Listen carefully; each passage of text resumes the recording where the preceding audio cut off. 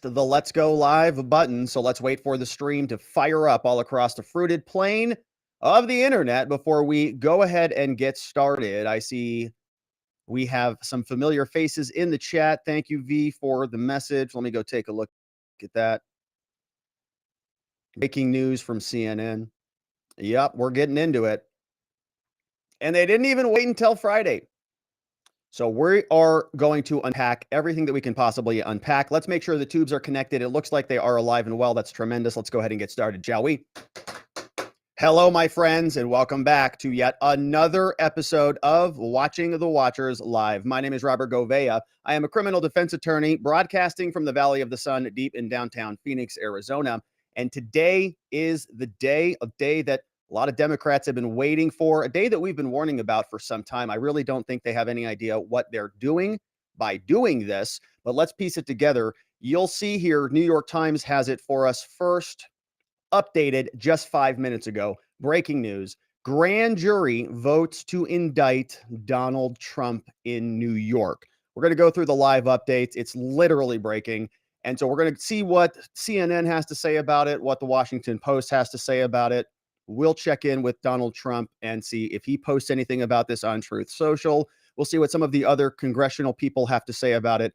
And of course, if you are on Locals, if you're joining us as a member on Telegram, thank you for sharing the links and the stuff that you want to cover today. Thank you for digging those up, and let's watch the clips. Let's see what you find out there. And we're going to make this an ultra dynamic show because we're trying to assemble what's happening. But the New York Times posted this.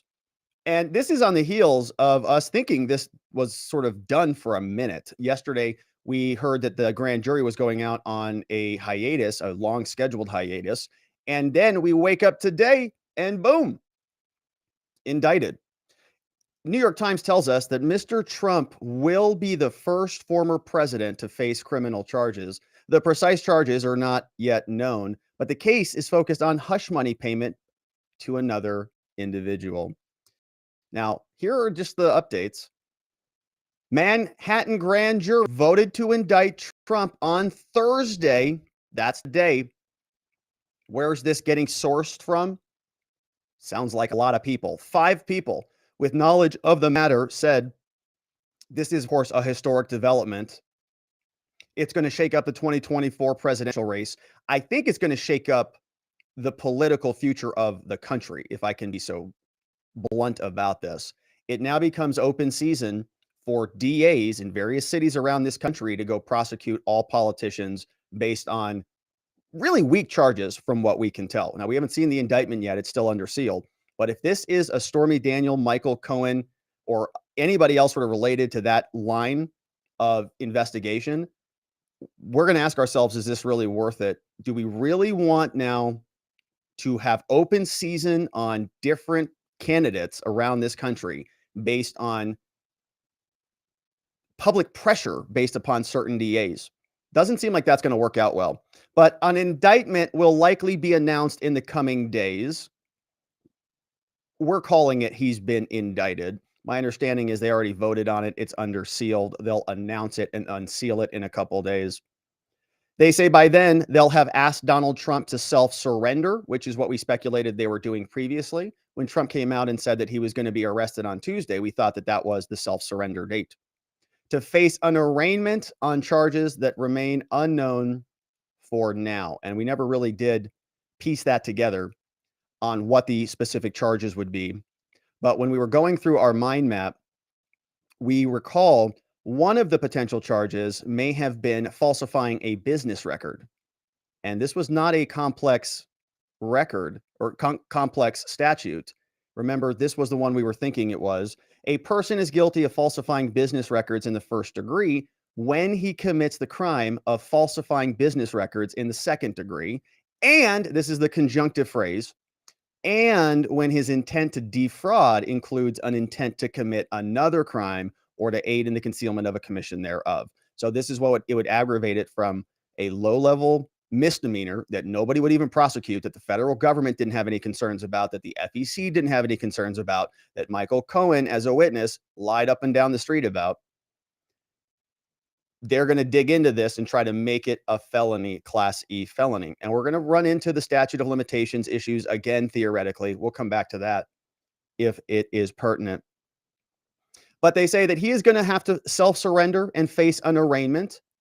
We've already talked about this update coming from Maggie Haberman, who has just got to be just doing cartwheels over there. I can't even imagine what the scene looks like in the New York Times office right now. Holy moly. What's going on over there? They better take it easy. Somebody better check on them. They're going to pass out. Get them some water and ice cubes.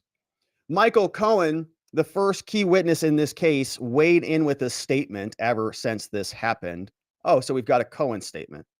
He said, for the first time in our country's history, a president, current or former, of the United States has been indicted. I'm sure he's very happy with himself, too.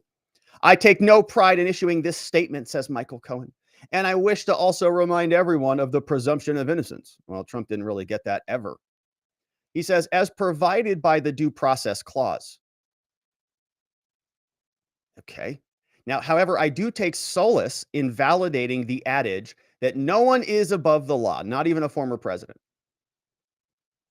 He said, today's indictment is not the end of this chapter, but rather just the beginning. Now that the charges have been filed, it is better for the case to let the indictment speak for itself. The two things I wish to say at this time is that accountability matters and that I stand by my testimony and the evidence I have provided to the District Attorney's Office of New York.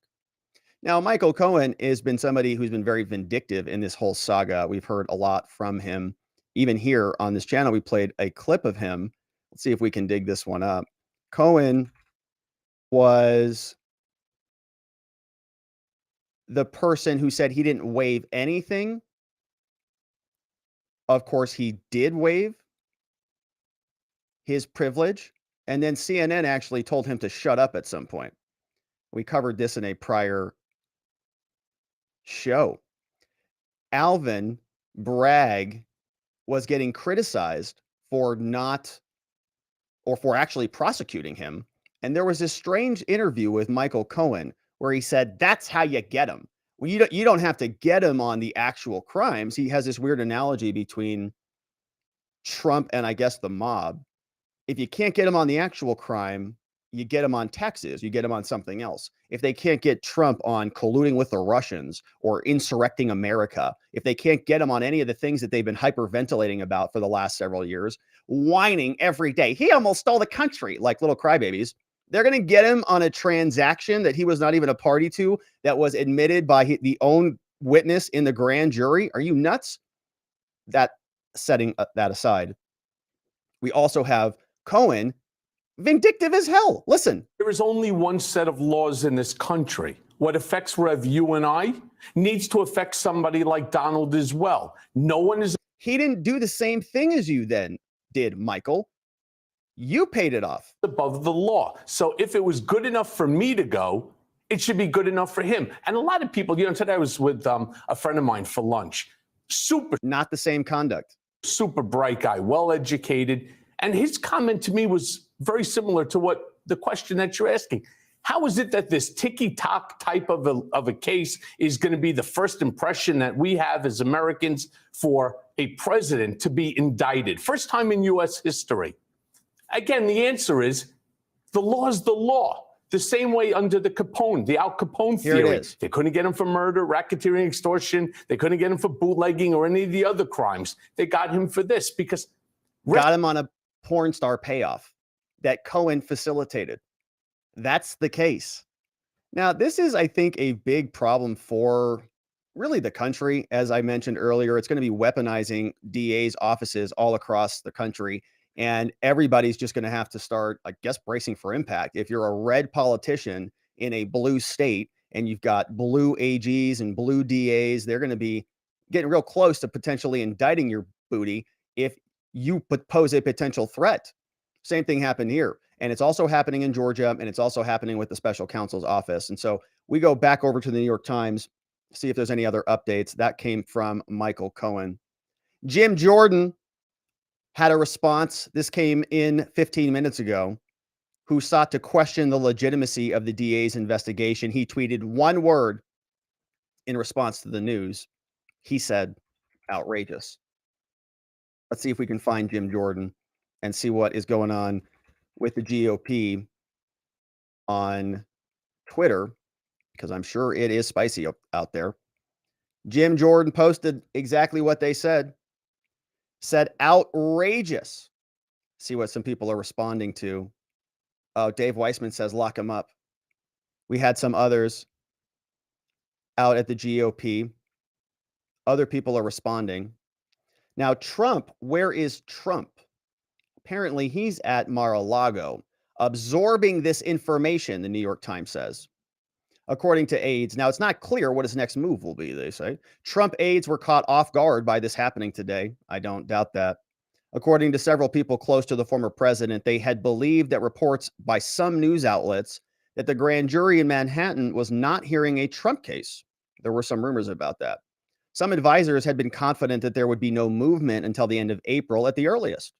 So it's also, I understand why they're not talking to Trump, but it is the president, and you would often give anybody the courtesy of saying you're about to be indicted, and all of these things. They're not even telling him anything.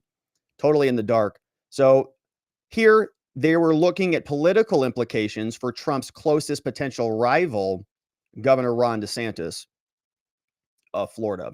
And so we wanted to check out what was going on Truth Social to see if Trump had posted anything.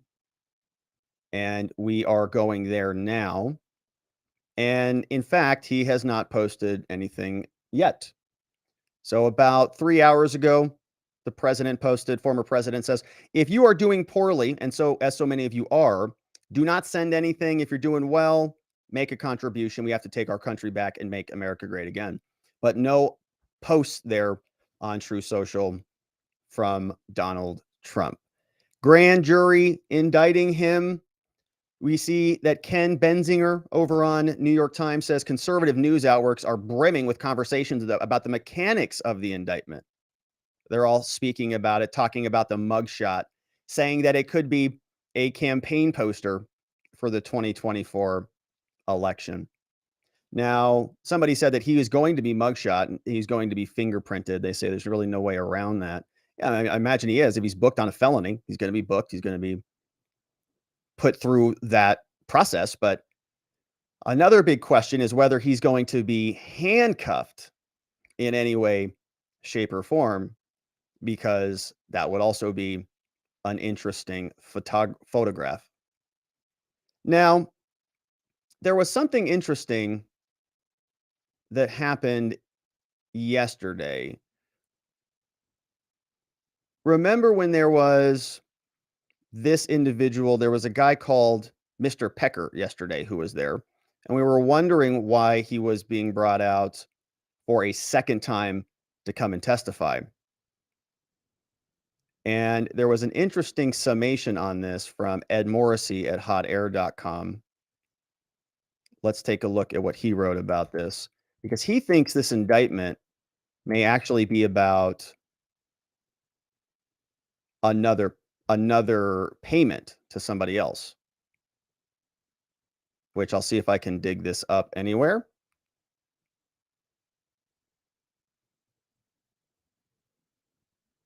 This was the story. They say that Trump didn't arrive last week for the Democrats. It might not come for another week. Of course, it is here.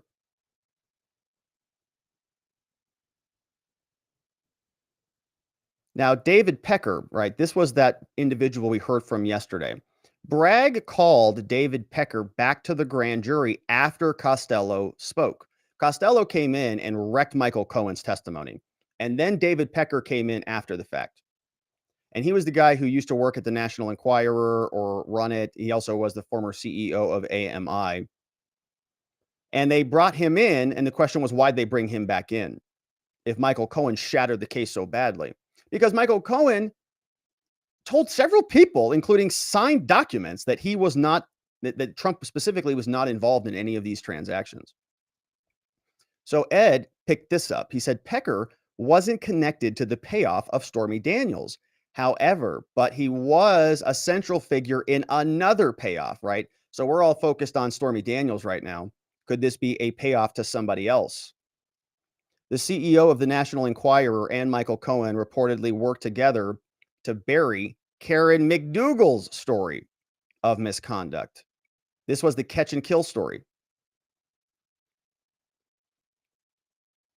Manhattan DA asked about hush money that was paid to her. Former Playboy model Karen McDougal. So maybe this doesn't involve Stormy Daniel at all. And this could be another situation whereby we get around the statute of limitations issue that we had some concerns about. And we did have some concerns about the statute of limitations. We talked about those here. If Donald Trump is prosecuted for a felony that has a statute of limitations, which means it expires in 5 years, then he can really only be charged with felony crimes that happened in March 2018 or later. So were there other crimes that happened at that time? Or is this payoff the same type of era? In other words, was Trump cleaning up a bunch of stuff before he went and ran for president? So CNN tells us that, and this got published just simultaneously, I mean, basically today, along with the rest of the news. So maybe it has nothing to do with Stormy Daniels. Maybe it has everything to do with Karen McDougal. DA's office was asking questions about hush money, catch and kill. This woman was a former Playboy model before the 2016 election. Prosecutors have asked at least one witness questions about a $150,000 payment that the publisher of the National Enquirer made. That was David Pecker, to the model Karen McDougal, to buy her story about the alleged affair with Trump, the people said. The grand jury has been investigating Stormy Daniels, of course. The witness was also asked about other stories bought by the American media, which publishes the Enquirer and which was later killed. So Trump had a history, they say, with his longtime friend and former chairman, David Pecker, who testified earlier this week, of buying negative stories and planting positive ones. Pecker testified on Monday for the second time. Trump denied both affairs. Now, these are coming out simultaneously, so it isn't clear whether the prosecutors are considering the payment as part of its investigation or using this to establish a pattern. The DA's renewed interest was first reported by the Wall Street Journal. Trump lawyer Joe Tacopina didn't comment on this. Michael Cohen had already pleaded guilty to 2 crimes. Now, apparently, the agreement said Cohen and Pecker and one or more members of the campaign met in August 2015. Okay, so that's the same time frame. Stormy Daniels was the same time frame. At that meeting, Pecker offered to help deal with negative stories about that presidential candidate's relationships with women by, among other things, assisting the campaign in identifying the stories so that we could purchase them and delete them so they don't get published. AMI admitted that after that meeting, Pecker agreed to keep Cohen appraised of the negative stories about Trump. Trump denies involvement, said he did nothing wrong with respect to any of the campaign finance laws. In 2019, prosecutors subpoenaed Trump about Daniels and McDougal. So is it a McDougal situation rather than a Stormy situation? Wow. Another reason to break absolute historical precedent, weaponize local district attorneys' offices, sick them after your political opponents with some of the weakest evidence you've ever seen, and really change the whole nature of politics in America. They're catching wind on this. Yeah, it's going to have wide-ranging implications. You're not kidding. It's not just about the next election. Will forever mark him as the nation's first former president to face criminal charges. In the coming days, they're going to ask him to self-surrender. Let's see if there's any other updates. Now, if Trump agrees to a self-surrender, it's going to cause some conflicts. We now have a state government that is subordinating the Secret Service and a former president and a presidential candidate who is in the lead by a big margin right now. The Secret Service is going to come down, photograph him, fingerprint him in the New York State courthouse for this nice little handoff. The prosecution star witness Michael Cohen has previously said Trump directed him to cover this whole thing up. The company's internal records falsely identified the reimbursements as legal expenses. Michael Cohen sent multiple letters saying Trump had nothing to do with any of that. And just as a quick refresher on that subject, we had many of these clips and many of these letters even. Robert Costello gave us this story from Michael Cohen. He was asked about this. Robert Costello had just finished testifying in front of this very grand jury that just indicted Trump. And here's what he said about Michael Cohen. 6 emails out of 330 and then ask Costello questions about it. That's not fair by anybody's standard. That's pretty. I have a statement here. I'll give it to you people. Yeah. Stormy Daniels with his own money, not at the behest of Mr. Trump. That's what he did. Michael Cohen tell you that he paid Stormy Daniels out of his own money and not at the behest of Trump? Told us, yes, not his own money, money that he borrowed pursuant to a HELOC loan. Yeah. And why did you take the loan, Michael? I wanted this secret. I didn't even want my own wife to know, much less Melania Trump. You know? But just to be clear, did he ever specifically tell you that Donald Trump does not know about this? Yes, absolutely. He said that. Donald Trump doesn't know about this. You know, that's what he said at the time. Is it true? I don't know. Did you tell the grand jury that? Yes, I did. But I had to force that into an answer. They were getting upset because they'd ask me a limited question based on one of these 6 emails, and I would volunteer information that I thought the grand jury needed to hear. Okay? So he says all of that to the grand jurors. They don't like that. So they go and they find David Pecker. They bring him out and he testifies. And then we fast forward a day and we get a new indictment. But, you know, these FEC filings were also submitted by Michael Cohen's lawyers. And you remember this one, sent back in 2018 after the government started poking around on this already. FEC was investigating this. Michael Cohen hired a lawyer called Stephen M. Ryan, counsel for Michael Cohen down there at the bottom, says, contrary to the complaint, neither Mr. Cohen nor anybody made any in-kind contributions to Trump for president. Mr. Cohen has not been a government employee. The payment in question is not an FEC contribution. The complaint should be dismissed. It was a private transaction, they say, in 2016. Before the U.S. presidential election, Mr. Cohen used his own personal funds to facilitate a payment of $130,000 to Miss Stephanie Clifford. Neither the Trump org nor the Trump campaign was a party to the transaction with Miss Clifford, and neither was reimbursed Mr. Cohen for the payment directly or indirectly. All of that was sent in 2018. And now Michael Cohen is saying, wait a minute, no, Trump was the one who orchestrated this whole thing. We also had this letter from Stormy Daniels, and Stormy Daniels was also confirming this for everybody in the media. She said, over the past few weeks, I have been asked countless times to comment on reports of an alleged relationship I had with Trump many years ago. The fact of the matter is that each party to this alleged affair denied its existence many times, 06, 11, 16, 17, now again in 18. I'm not denying this affair because I was paid hush money, as has been reported. I'm denying this affair because it never happened. I have no further comment on this matter. Please feel free to check me out on Instagram, though, at the Stormy Daniels. Don't forget to like and subscribe to this video. So, you know, a lot of this is evidence that I would presume that the grand jury was presented, but evidently not. Or maybe they picked it up, but they just didn't care about it because it's Donald Trump and they hate him so much.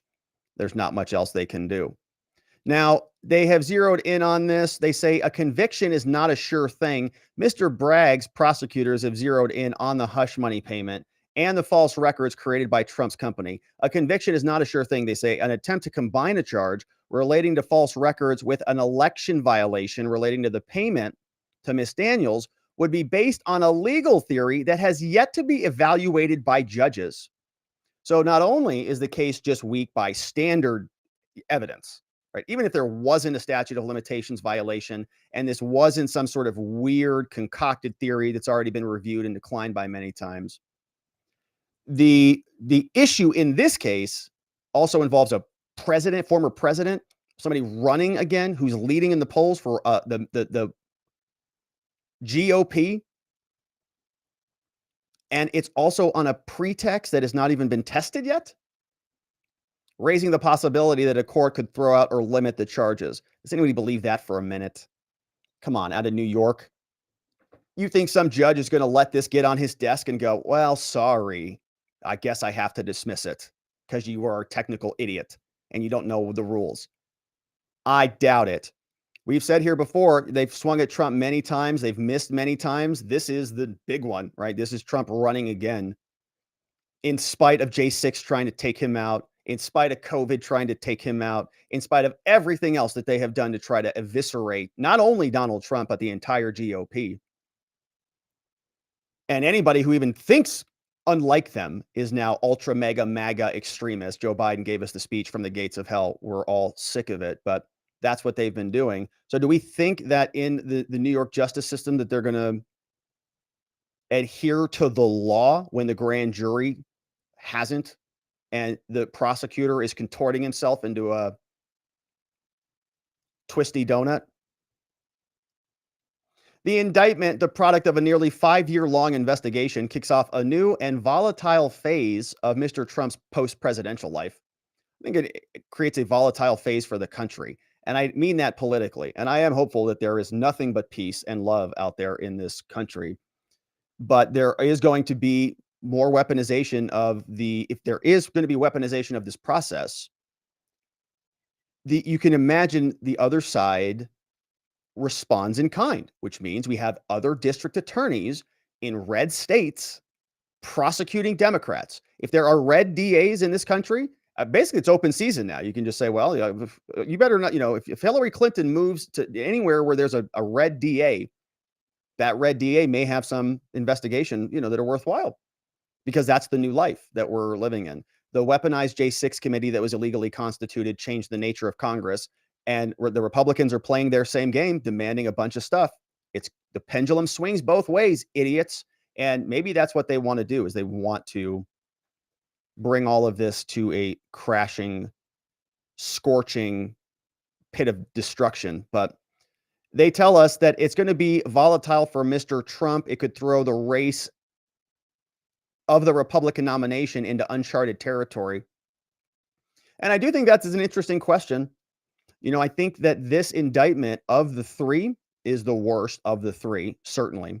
And now might be a good time for just a refreshment of our recollection about the other potential prosecutions. Remember, this one we're talking about is the Stormy Daniels payoff, and maybe it is the other playmate as well, who is the subject of that. But we also had the Georgia investigation and we had the special counsel investigation. So we were asking ourselves, which one of these was going to go first? Which one of these is the strongest? Which one has the most likelihood of leading to an indictment?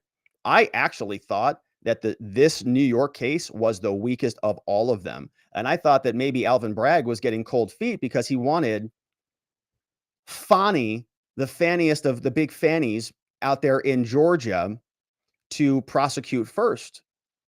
We were thinking Bragg wanted Fani to begin this inquiry, or to go first, and then he would go second. But nope, doesn't look like that has happened. So now we have Georgia, which may be coming next in May. And then after Georgia, we may also have the special counsel. And the special counsel is investigating on 4 different potential lines of inquiry. The Mar-a-Lago documents, which may be a problem for them because Biden has his own documents. But the other 2 high priority inquiries are going to be the J6 insurrection, which they are, I think, going to try to connect to the Proud Boys, which we'll pick back up tomorrow when we cover that trial. 2020 election interference, everything before the election, everything after the election. Okay, the election, not January 6th. And any other crimes or investigations coming from that. So if I had to guess, I think that now that we've got New York, that we're going to get all 3. I thought that the New York indictment was the weakest of all of them. But it seems like this will be maybe a threefer. And so we start asking ourselves, what will all of these do to the primaries? And what will they do to the polls? Will they consolidate power, consolidate support behind Trump, or will they push people into other camps? Don't know. Now, Bragg is the first prosecutor to indict Trump, likely to become a national figure, enduring a harsh political spotlight.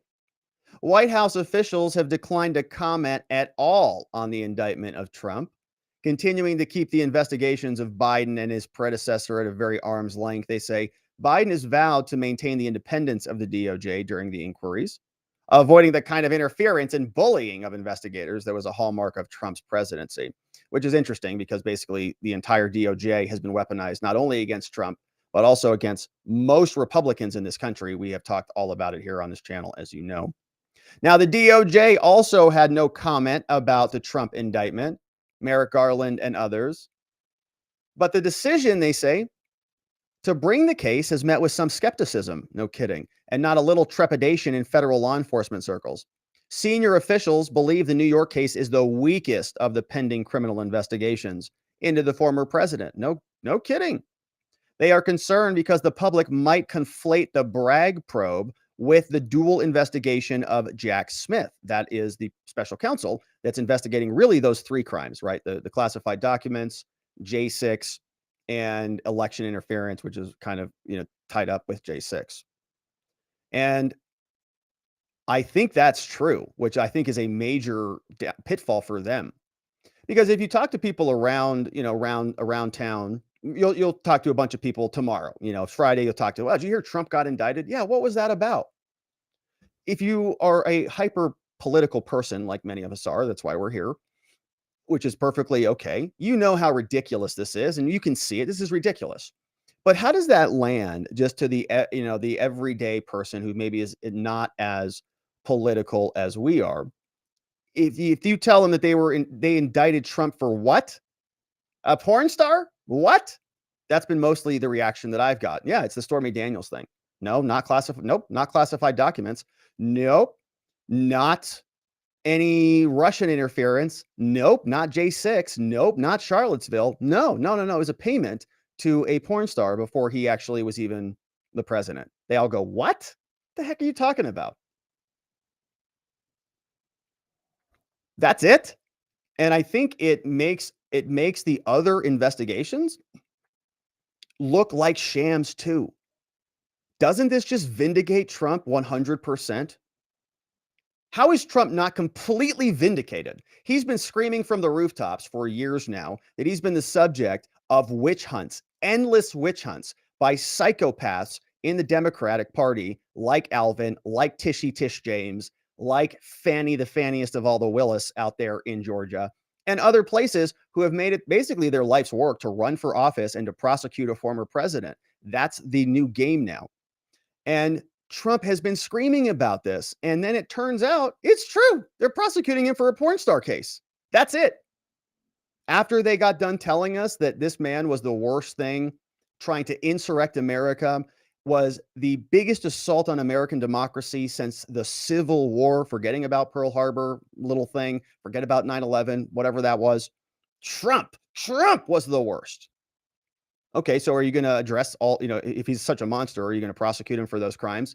Well, no, we can't get him on those things. So we'll just get him on this porn star case from 2015. It's pretty embarrassing, but they don't care because the people who are in this game, they don't play fair. They don't play by the rules. They're cheaters is what they are. They are censors. They can't engage with the ideas on Twitter or on Facebook or on Google or on YouTube. So they got to censor you because they're cheaters. They look at your cards when you get up. They're the prosecutors who will spy on your attorney-client privileged emails because they think that you're an insurrectionist or whatever. And the judges just sit there and pat them on the back when they do that. They are cheaters.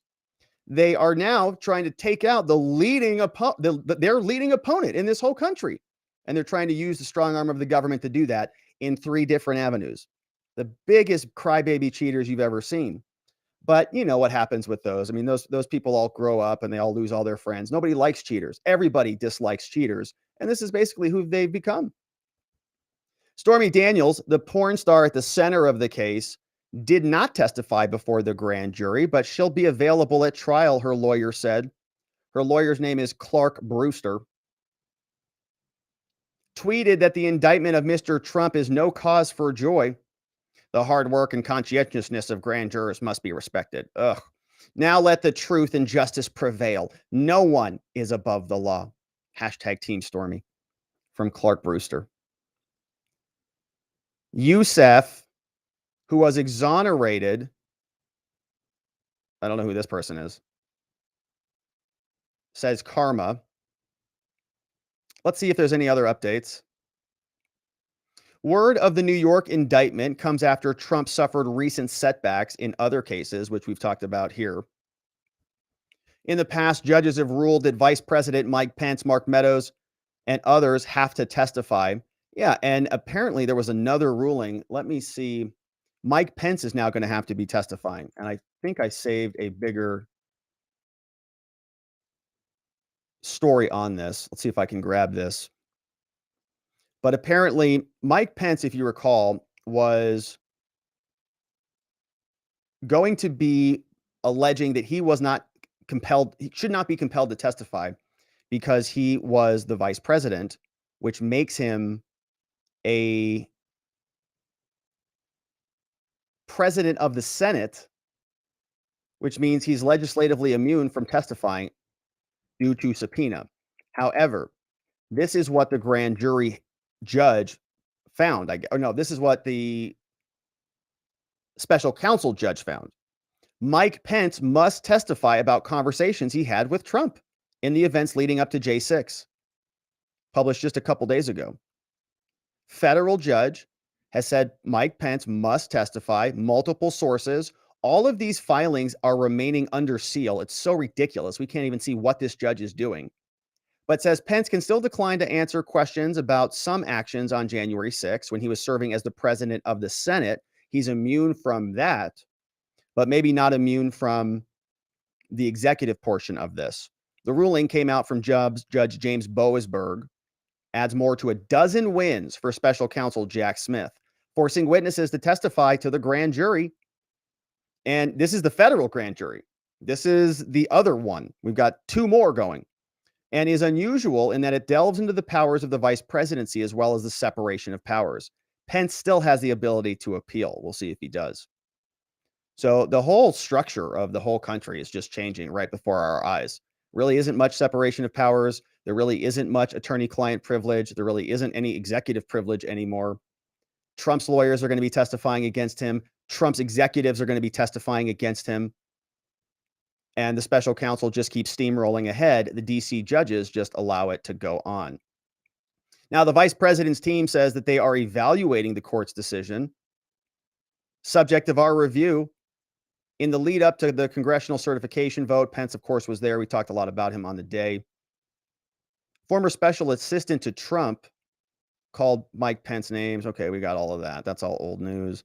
So that's what Mike Pence has, right? And that's just another part of the inquiry. We're familiar with that. They give us an update on Stormy Daniels. Let's see if we have any updates on any statements from Donald Trump or anybody else. Take a quick break and see where we are. Let's see here. Yes, okay, we do have a statement. Oh man, okay, let me open this up. Yeah, okay, here we go. Here is the Donald Trump statement.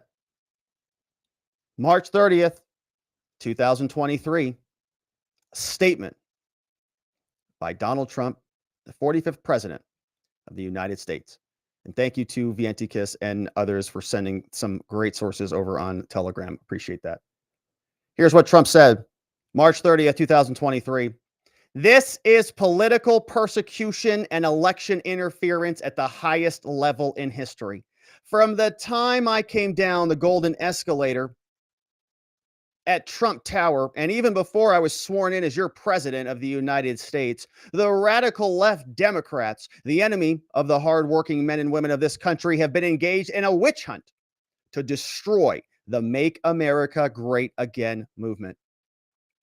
You remember it just like I do. Russia, Russia, Russia. The Mueller hoax. Ukraine, Ukraine, Ukraine. Impeachment hoax 1, impeachment hoax 2. The illegal and unconstitutional Mar-a-Lago raid. And now this. He says the Democrats have lied and cheated in order to get Trump.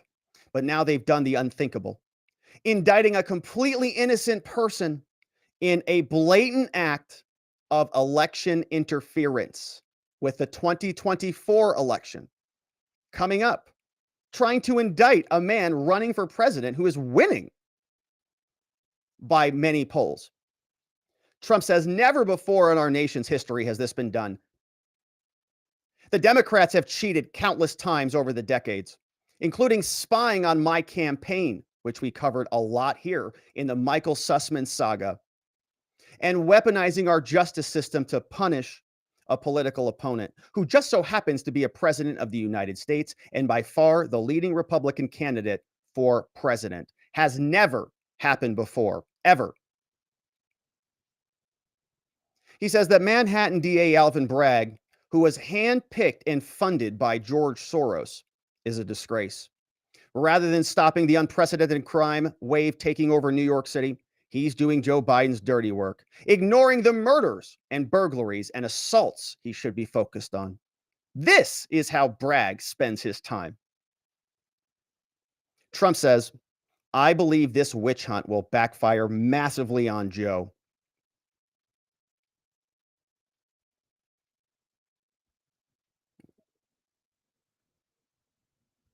There we go. The American people realize exactly what the radical left Democrats are doing here. Everyone can see it. So our movement and our party, united and strong, will first defeat Alvin Bragg, and then we will defeat Joe Biden, and then we are going to throw every one of these crooked Democrats out of office so we can make America great again. Statement from Donald Trump in response to an insane indictment from DA Alvin Bragg. Very nice statement, and I think it is exactly right. He's completely vindicated. Every single turn, there is a new allegation about Donald Trump and what a monster he is, and all the illegalities and all of the unconstitutional this and that and the other, and what a monster he is. And he's been vindicated basically every time. And I think he's going to continue to be vindicated here. The witch hunts are confirmed. And I'm very curious as to how the Democrats are going to interpret this and mangle this into a call for violence. I didn't see that in here at all. In fact, they are radical left Democrats. They have embarked on a number of hoax. They are cheaters, and they have been cheating all over the place, including in censoring our speech and spying on his campaign and trying to orchestrate criminal prosecutions against him. And it's all coming out in full view. We now get to see how far they will take this. We speculated this would happen for a long time. You remember here, how could they not indict him? They've been saying he's the worst thing that this nation has ever seen since the 1800s. And if they just let this go, they turn into the boy who cried wolf one too many times. And now they've got to satisfy their base. They've got to keep true to their promises. They don't really care what it does to the rest of the country, whether it weaponizes DAs and whether this shatters hundreds of years of historical precedent. Really be damned, because they've got one thing in mind, which is prosecuting Trump. They have TDS to the highest degree. The rest of the country doesn't even matter. Good statement by Donald Trump. And I think this is exactly the right tone to strike on this. He's reminding everybody that we've been through this before. been through this show, seen this season before. This is just another version. And will this consolidate people behind him? Will this create more enthusiasm for his campaign? I would guess so. Of course, we wonder, is that what the Democrats want? Do they want to make sure Donald Trump is the next candidate? Do they want to make sure he is in charge so this helps to focus that? Or is this their attempt to take him out? I think it is the latter. I think the 3 indictments are set up to try to remove him because this is the only way they can do it. Very interesting statement from Donald Trump. Let's see what else is happening out there in the news. See if there's any other updates from the New York Times. They've got some they do have some updates. Let's poke around the news and see what CNN has for us. Here is their headline over at CNN. Trump indicted, charges that mark a first in U.S. presidential history. It really takes the whole meaning out of it. And this is a old porn star case with Michael Cohen. It's going to deflate all of the others. If Georgia goes next, Georgia suddenly has a lot less oomph, doesn't it? This is kind of the big one. This is the big debut. And if this is it, so the next one, which might actually be a little bit more serious in terms of evidence, is going to be a little deflated. And the third one by the special counsel's office is also going to be deflated. We're going to ask whether they accelerate those indictments or not, or whether they want to time these intermittently between now and the 2024 campaign. We'll continue to see. Now, they have some updates here telling us it jolts the 2024 race. Defense attorney has spoken out, contacted CNN. Trump's attorney says that he's likely going to be arraigned next week. The indictment has been filed under seal and will be announced in the coming days. Charges are not publicly known at this time, though, according to one source. Trump called it political persecution and election interference. I agree with that. And you just put the hat on the other foot. If you were a Democrat candidate and Trump indicted you, or one of Trump's prosecutors, or a left or a righty prosecutor indicted you, wouldn't you feel like this was kind of a political persecution? Or would you still be standing there and say, oh, nobody's above the law? Nobody was saying that when Hillary Clinton was going through this. Nobody says that when we talk about Joe Biden and crackhead Hunter and all his nefarious misdeeds. This is nuts, but they're willing to cross these lines. They're willing to do anything. And if the Republicans don't pull their heads out of their rears, this is going to continue to happen. We don't often hear a lot of Republicans coming to Trump's defense. We don't hear hardly any Republicans coming to the J6ers' defense. Meanwhile, all of the various DAs and prosecutors' offices around this country continue to go more and more political. The office has been investigating this since 2016. They haven't been able to get him yet. Police departments ramping up security. Tomorrow is Friday. They brought out a real good boy, very honest boy. Now, in light of the Donald Trump news being indicted, we've got U.S. Marshals, Secret Service, and Police Department. They're now talking about the former president, how he's going to appear. And CNN got this from a New York NYPD source. Out of an abundance of caution, all personnel at the NYPD headquarters and support units will be in uniform on Friday. This is according to an internal memo from the department. The memo states that all uniformed officers should be prepared for mobilization anytime during their shifts. Posture will be revisited in the coming days based on information as it develops. Now, Trump has already responded to this. We read through that statement. Other people in Congress are rallying behind the president. Let's see what Ted Cruz said. He was on Twitter. Ted Cruz says, the Democrats' party's hatred for Donald Trump knows no bounds. The quote, substance of this political persecution is utter garbage. This is completely unprecedented and is a catastrophic escalation in the weaponization of the justice system. Couldn't agree more.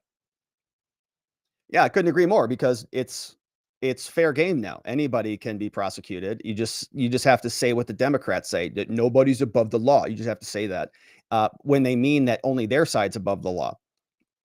It's kind of like Well, everything else they say, they blame you for everything, and then they do the same thing. So Ted Cruz is here chiming in on this. I think that is the right statement. And I can't belabor this enough.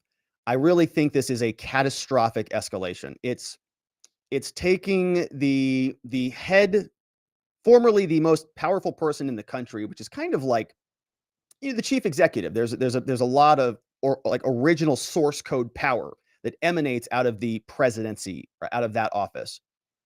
And when you now say that that's fair game, it's almost like mutually assured destruction. You remember that concept? The reason why we wouldn't nuke each other is because it's mutually assured destruction. United States is not going to nuke Russia. Russia's not going to, or back then the Soviet Union is not going to nuke the United States because we both got nukes. And if either one of us uses the nukes, we're all going to die. This is that system. This is the reason we don't do this, is because they just used a nuke.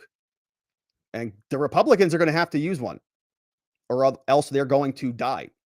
And they're going to be at the end of the game. So the Republicans will respond. And all of the free rides that Hillary Clinton got, that Joe Biden got, if the Republicans want to survive, they're going to have to respond in kind. Maybe they will, maybe they won't. If they don't, it's going to be because they think, oh, it's just Donald Trump. They'll never come after us. They're nuts if they think that, because DeSantis is next on deck. Whoever's after him is next on deck. This is not just about Trump. Trump is just the current scapegoat. Trump is the justification for them to pass all this stuff. Then once everybody says, well, it was Trump, we did prosecute him, and that was pretty acceptable, it now becomes normalized across the rest of the spectrum. And it goes down the line. Everybody else is in the crosshairs. Be prepared for that, Republicans. Now, many of them are too stupid, I think, to recognize that, but others are not. Ted Cruz, Jim Jordan, they know that this is the Democrats turning their key. They just escalated the whole situation. Steve Scalise, number 2 House Republican, also said this is outrageous. He said that the sham New York indictment of Donald Trump is one of the clearest examples of extremist Democrats weaponizing the government to attack their political opponents. Even before the indictment was announced, they were coming after him, obviously. Said, we have checks and balances in the system. We should trust it. Some Democrats praised the justice system, saying the Trump indictment shows no one's above the law. Oh, what did pencil neck Shifty Schiff say? Here, he said on Twitter, pencil neck wrote the following. If we are to be a nation of laws, then we must apply the law equally and to everyone, regardless of their station. Few nations have lived up to this ideal, and our own country has fallen far too short. These statements are so dumb. But if we are to have justice, if we are to have a rule of law that is meaningful and protective of our democracy, we must hold the rich and powerful to account, even when those persons hold high office, perhaps most importantly when they hold high office, he said in a statement. To do otherwise, because holding a president accountable is controversial or provocative, will not bring order, but breed disorder and disrespect of the law. These statements are just compare and contrast that statement to the statement we just read from Trump. There's actual words and meaning in what Trump said. This is just, it's all fluff. Meaningful and protective of our democracy, hold the rich and powerful to account.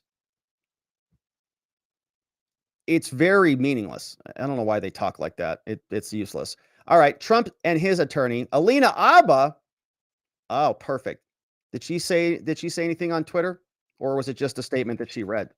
Let's check and see if she said anything on Twitter first before we read the statement. Here, 7 minutes ago, from our friends over at the Post Millennial. What is, and you talked to him quite a bit, what is his state of mind about this? Well, Brett, I think we all are aware that this is probably the most legally pathetic case that we've seen. And just knowing the facts as I know them, based on comments to the press by people like Michael Cohen, who they're resting their case on, I think his sentiments are that this is a result of him leading in the polls, doing incredibly well. He is the leading candidate, as we know. And when people are afraid of someone being successful and fixing the mess that our country is, they come after you. So this is the same thing that President Trump has been dealing with for years. And I can't say that he's surprised.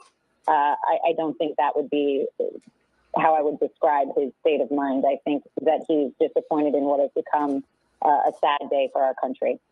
It is a sad day. I would agree he is probably not surprised. I mean, he's probably prepared for an indictment coming down the line one way or another. I would be a little bit surprised it was this case, just because this case is so terrible. But, you know, you got to imagine Trump is pretty hardened at this point. I would expect that he's not surprised, but probably not happy about it. That sounds right indeed.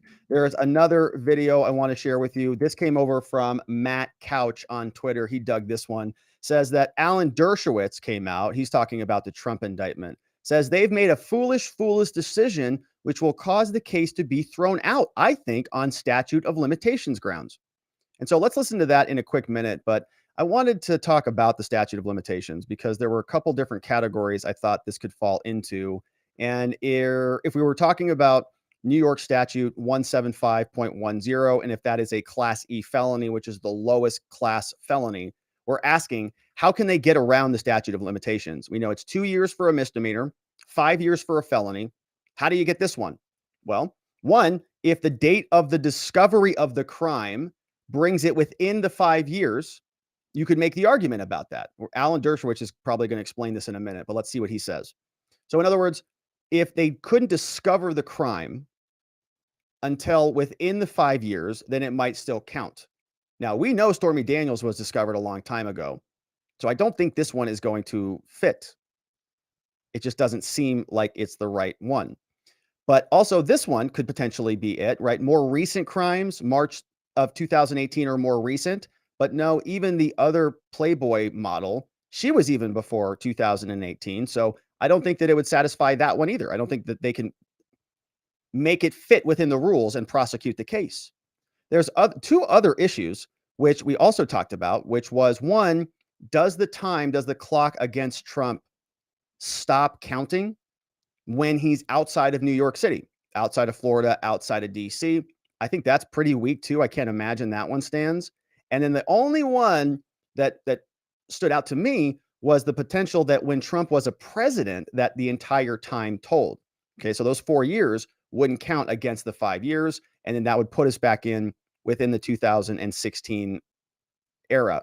Maybe that one, like maybe, but I still think that is probably all said and done red, because the Alito dissent is not the actual law. It's just a dissent. So I'm not sure exactly where this is going to land. Of course, we're just speculating until the prosecution actually makes its way, the indictment actually makes its way out in front of us. Most important. But let's see what Dershowitz says about the statute of limitations. I think the most important thing is they indicted him when he was out of New York. And that means they could have indicted him within the statute of limitations when he was out of New York. Statute of limitations is way expired. That's a great point. He just got indicted. He wasn't in New York. So if he's making the argument that he can only take action when he's in New York, he just kind of lost that argument because he's not in New York and he just got indicted. So that kind of evaporates one of those prongs too. They claim they couldn't have indicted him because he was outside of New York, but now they've indicted him when he's not in New York. So they've made a foolish decision, which will cause the case to be thrown out, I think, on statute of limitations grounds. It doesn't check any one of those boxes. So did they just kill their case by indicting him? And so if you're his lawyer right now, what do you make a motion now? Do you wait until the process gets a little bit further? What is the next step? You make a motion immediately to dismiss on statute of limitations grounds and on the grounds that the alleged crime doesn't fit the misdemeanor or the felony. Now, I haven't seen the indictment, obviously, so I'm talking in general terms. But in general terms, you make a motion to dismiss on both statutory grounds and statute of limitations grounds.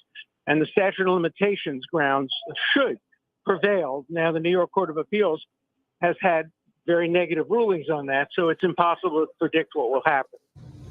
Yeah, that's going to be very interesting. And there was apparently a dissent that came out from this case called Trump versus Vance. And we never really got a chance to look at that, but here it is. I wanted to see what this one involved. And acting on behalf of a grand jury. This is curious. Okay, so actually Alito may have issued it. This is obviously a big opinion, so we're not going to be able to parse through this right now. But there were questions about the other portion of this, whether the statute of limitations was told while he was the president. This is the one that I think Dershowitz was talking about. We're asking about this one, the presidency being told. Maybe that is what Alvin Bragg is trying to do in order to prosecute him. Now, there was another video from our friend Jonathan Turley, who is another very intelligent legal sophisticate. And Benny Johnson clipped this one. Appreciate all of the Twitter clippers clipping hard right now. We have Benny Johnson says that, and I don't mean that pejoratively, but I appreciate Benny's work. He posted this one. He says that constitutional law scholar Jonathan Turley on the indictment says it's rather outrageous. It's legally pathetic. And it's really historic, this moment. It is. It's a big deal. This is a big, big deal. They just launched a nuke. They are changing the whole structure of the justice system in this country by allowing this and enabling it. And it's going to not be the same moving forward. It is. It's historic. It's not necessarily good history that is being made. It's not that I oppose the indictment of a former president. I don't even oppose the indictment of a sitting president on constitutional basis. But this indictment, if it is reportedly following the theories that we've been talking about, is political. It's a raw political prosecution. Now, the indictment may come out with a crime that none of us have heard of, but for many months, this bootstrapping theory has been put out there.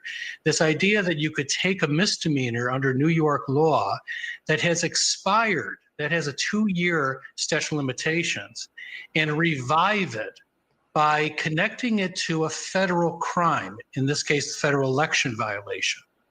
Now, there's a host of problems with that. First of all, it's a federal crime the Department of Justice chose not to prosecute. Bragg's own predecessor declined to prosecute. But he is attempting to bootstrap that federal crime into a state case.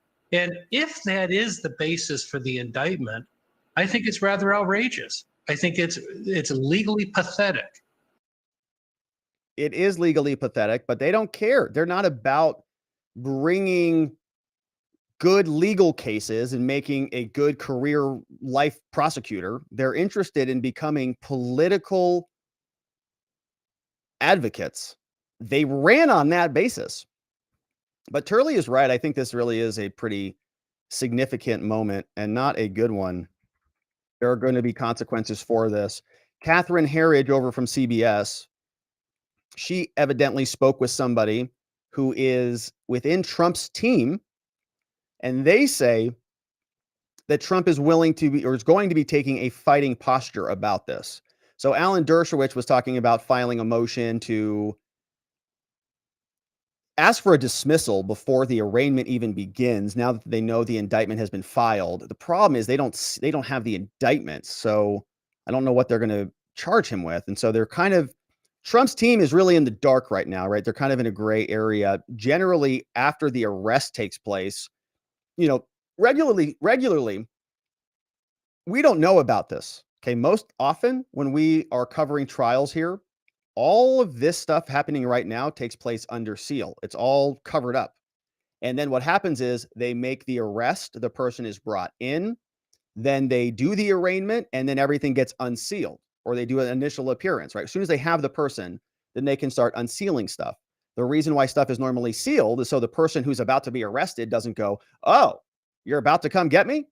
Now, this involves a former president. This involves somebody who has lifetime protection from the Secret Service. You can't just go and conduct an arrest of him, which is why we were speculating that there was rumors about a self-surrender date on Tuesday when Trump said that there was going to be an indictment on Tuesday, that they would be preparing for this. But that hasn't happened. Now Trump's team is preparing. Here's what Catherine Herridge says. Charges in the indictment, but they're taking in what he described a fighting posture. They indicated that they believe the Manhattan District Attorney had not acted properly or acted improperly in this case, and they're going to seek to find whether records, substantial and significant records, were withheld from this grand jury in their decision-making process. So that seems to be their legal posture heading into the next few days, a fighting posture, if you will, Nora. But that wouldn't overturn an indictment. No, but it shows that they're digging in terms of trying to push back against the charges, which you would anticipate with this former president. Well, Nora, it's your time to go. Did you hear her laugh at there? Did you hear her laugh at the end? Which you would expect with the former president. Charges, which you would anticipate with this former president.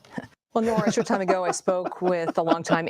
Good for her. I like Catherine. She's great. All right. So that is fun. So she says they're digging in terms of trying to push back against this. I don't doubt it for a minute.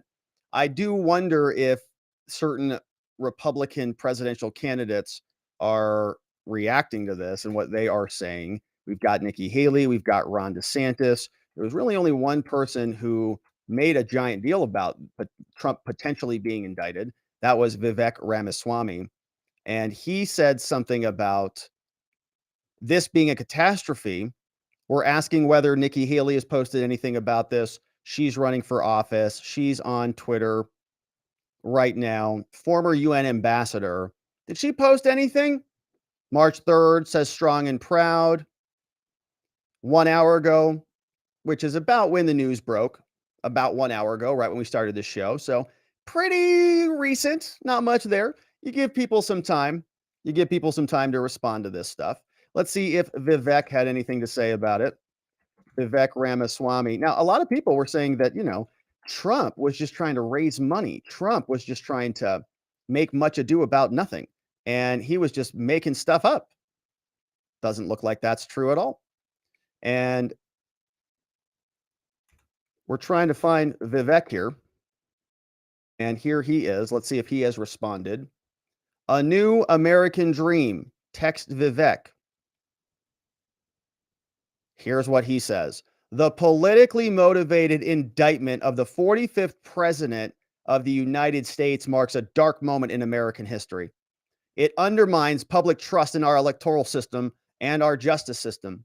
It is un-American for the ruling party to use police power to arrest its political rivals. Yes. He says principles go beyond partisanship. Let the American people decide who governs. Here is what Vivek says. I'm Vivek Ramaswamy, and I'm running for president of the United States. Earlier today, my competitor in this race, Donald Trump, was criminally indicted in a politically motivated prosecution. This is wrong. This is dangerous. We're skating on thin ice as a country right now. I think we may be heading on our way to a national divorce. I'm running for president because I care about a national revival instead, but this is a step in the wrong direction. You don't know what? Alvin Bragg, he ran on a campaign, a political campaign for his position, pledging to investigate Donald Trump. You don't know what he did today? He delivered on a campaign promise. That is not how our justice system is supposed to work. Justice is supposed to be impartial. If this had been anybody else other than Donald Trump on this set of facts, it would have been charged as a misdemeanor at most, if at all. Yet what we see right now is a ruling party in our country that will stop at nothing, even using police force to arrest its political opponents. We're not some banana republic, guys. We are the United States of America. We're supposed to be that shining city on a hill for the rest of the world that still gives hope to the free world as we know it. And yet look at what we have become today. This is not the America that I know. And you know what? You do have a constitutional right to protest this decision if you want to. The only ask I will make is do it peacefully. Right on. And do it lawfully if that's the decision you make. Because, again, we're in dangerous times today. I care about having one country left at the end of this. And if Alvin Bragg or even Joe Biden wants to do something, let alone the rest of this Republican field, we can all unite to say that even if we're running against Donald Trump, we at least want to let the voters decide who gets to be the next president rather than some Javert-style prosecutor sitting in New York City. That is not the country I know. That is not the country that my parents came to. That is not the country that we pledge allegiance to. That is not the United States. Great message from Vivek.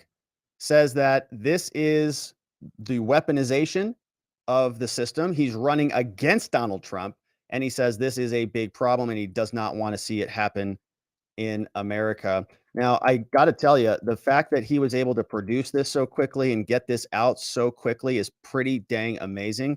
This is what a competent campaign looks like. It's within the hour. He's already got a video out. It's 2:54 is when he posted this. March 30th. It's pretty amazing, right? That's pretty good. That is rapid response. He's got a nice team in place to be able to get all of this done. And it's not just the production, it's the message. It is going to undermine the public trust in our system. It's going to undermine the trust in the entire, my friends, the entire criminal system. This isn't just about politics. The reason the courts work is because people think the courts are legitimate. That's it. They have legitimacy.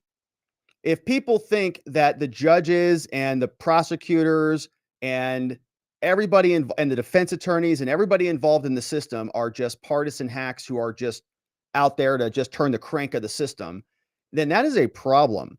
If people don't show up to their court dates because they say judges whatever, and there's mass revolt of the system because one party decides they're not going to engage, the whole system comes crumbling down. And it's not just the political system. It's the criminal judicial system. It's the family courts.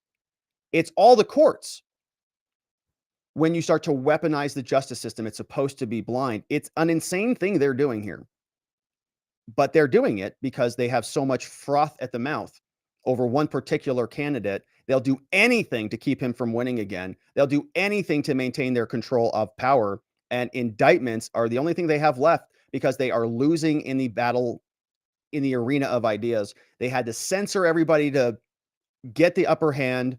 Elon bought Twitter. More and more people are waking up. All of their promises that they told us about foreign policy and domestic policy and how we were going to deal with the pandemic and how our kids are going to come out of this and how the economic system works and how our US dollar is functioning and all. It's all BS.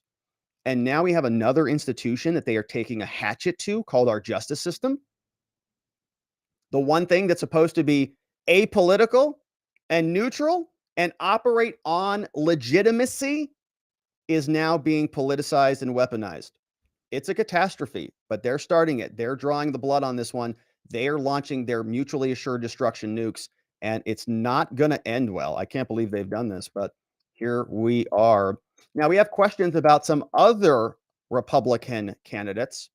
Ron DeSantis comments on the Trump indictment, posted this on Twitter, said the following: the weaponization of the legal system to advance a political agenda turns the rule of law on its head. He says it is un-American. The Soros-backed Manhattan DA has consistently bent the law to downgrade felonies and excuse criminal misconduct. Yet now he is stretching the law to target a political opponent. Here it comes.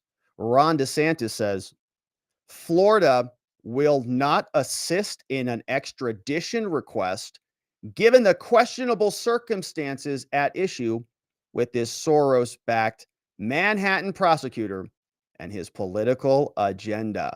Whoa, whoa, whoa, whoa. Now we start talking about states' rights and the states pushing back amongst themselves. Say, all right, well, you want to be a political prosecutor and a partisan hack? That's fine. We're not going to respond. We're not going to assist you in the extradition. Now, we'll see what Ron DeSantis can do. Of course, that is going to be a ton of fun to dig into. What are the extradition laws in Florida? How does that work? What are the governor's powers there? And are we seeing a unification of the Trump DeSantis rings combined? What is happening? Which is what should be happening. This is exactly the right move. This is bigger than any political squabble. And this is why myself and others were a little bit critical of Ron DeSantis when he called this thing a circus. I'm not going to get involved in a circus with a porn star. We said, hey, hang on a minute here, buddy boy. This is a lot bigger than that. Right? This might be about that one thing in this one case, but this is a much bigger fish. And so we have to talk about it appropriately. Ron DeSantis took some time, waited, allowed it to develop a little bit, and now he's getting it exactly right. If one state is going to weaponize the judicial process, so can you. And the great sort is going to continue. People are going to have to pick up and move into states that are more appropriate for them, because it's now appropriate to prosecute your political enemies. All you got to do is run for office, piss off the DA. The DA can say, well, I'm going to prosecute you. Nobody's above the law. And everybody who's a Democrat in that state will say, great job. You're doing a great job. Let's give you a promotion. Got to be very cautious about this. So big ups to Ron DeSantis for making a good call on that. The politics will continue to play out. Very interesting developments. Now we're taking a look at the other side of the aisle on this. See what the left is saying. Here's one crybaby. His name is Adam Kinzinger. You know him. He said, probably with a box of Kleenex, today is a somber day for our nation. Donald Trump committed many crimes, but this indictment should be a reminder that in America, no one is above the law. I swear it's a talking point. They all got their text message. Adam Kinzinger, he doesn't think much for himself. So he's got to wait for the talking points memo to get drafted into his email. He says, we must move forward and let justice prevail. The anti-democratic threat, however, hasn't diminished. What are you talking about? The anti-democratic threat of what? Paying off porn stars? Are you glad that Stormy, the victim of whatever crime, who's the victim of this crime, by the way, is now fixed, and now democracy is going to persevere because Trump is being made to account for his payment? Okay. So that's crying Adam Kinzinger. And there is more reaction, undoubtedly. Let's see what else is happening out there. We'll take a look at what the Washington Post was able to dig up for us. And here is what they have. Trump indicted. Washington Post. We've already seen CNN. We've already seen the New York Times. They've got some updates from about 42 minutes ago. Here's what they wrote. Actually, this is live updates. They say 4 minutes ago, they're on the scene. Everybody in New York's going hog wild, and Washington. They write, this evening, we contacted Mr. Trump's attorney. Wow, we have a statement. They've commented. A spokesman for Manhattan District Attorney Alvin Bragg said in a statement, this evening, we contacted Mr. Trump's attorney to coordinate his surrender to the Manhattan DA's office for arraignment on a Supreme Court indictment, which still remains under seal. Guidance will be provided when the arraignment date is selected. I can't even believe it. You know how many arraignments I've been to? You know how many arraignments I've waived representing people? To think about taking the president into a New York court for his arraignment. It's like dividing by zero. It doesn't make any sense, but they're doing it. So the arraignment date is going to be selected. The grand jury's been hearing evidence for a long time. 6 minutes ago, they say it's a fairly quiet scene outside the Manhattan courthouse. About 7 p.m. Thursday night, several dozen members of the media are standing around the scaffolding, facing the criminal building. You see, this is the scene out there. A lot of journos out there salivating, no doubt. Several dozen members of the media are standing on scaffolding. A few protesters are sporting signs saying, Trump is guilty, along with convict Trump, and the time is now. So they're also very happy. I think many of these people are just kind of spring loaded. You know, they've been sitting on springs for the last 4, 7, 8 years, ever since Trump started to come down the escalator, waiting for this, being promised it's coming any day now. It's here. They're happy. This is the big climax for them. Hope they're enjoying it. You see here protesters and members of the media waiting outside. Here's another couple individuals. The time is now. I think they've been saying that for 8 years, but that's okay. We have another one. People outside, a lot of scaffolding around the courtroom. Guidance is going to be provided about the arraignment date. Mary L. Trump is spiking the football. She said on Twitter the following: "It's official. Donald Trump is the first man in the Oval Office to be impeached twice. The first man to incite an insurrection." Oh, gosh.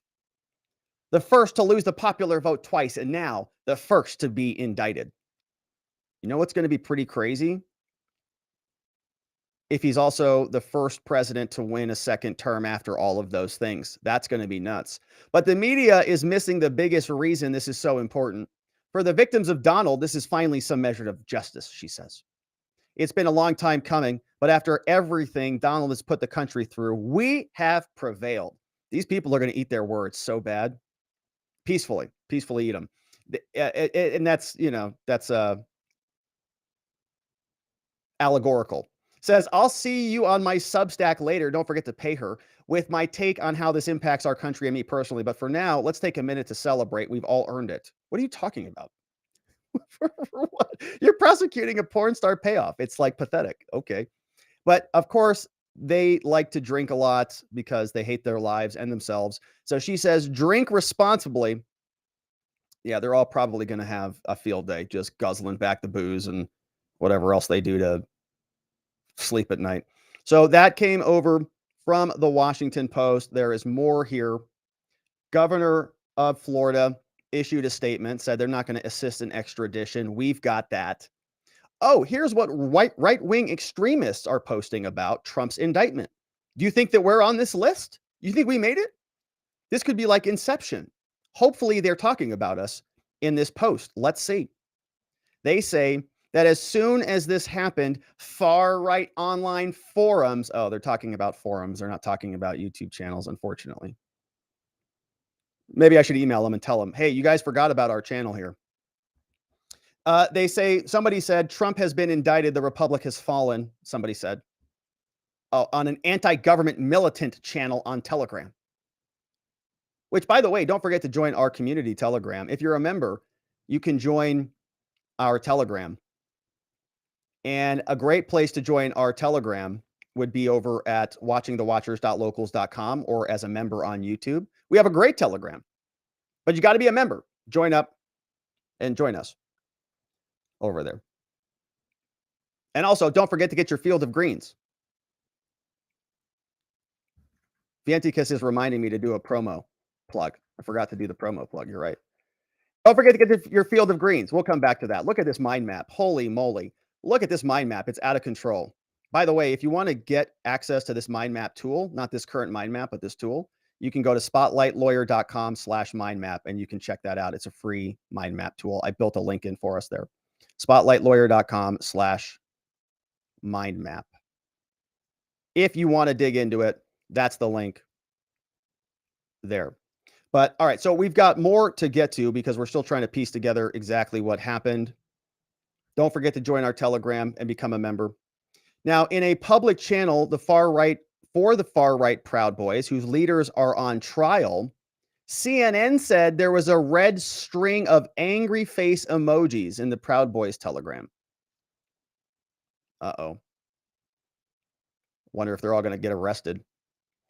So I certainly think this is a big problem for the Republic. I definitely don't think the Republic has fallen. I think that things were always going to get a little bit more problematic before there was going to be enough momentum to correct some of the major wrongs in this country. And more people are going to be awakened. More people are going to come out of their stupor.